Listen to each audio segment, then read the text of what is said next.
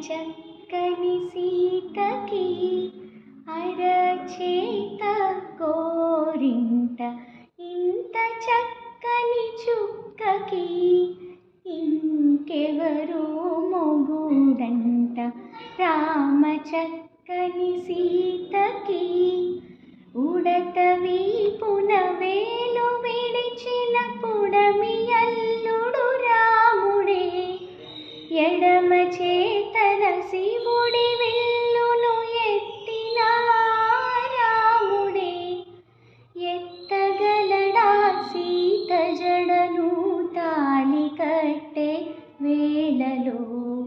రామ చక్కని సీతకి అరచేత గోరింట ఇంత చక్కని చుక్కకి ఇంకెవరో మొగుడంట.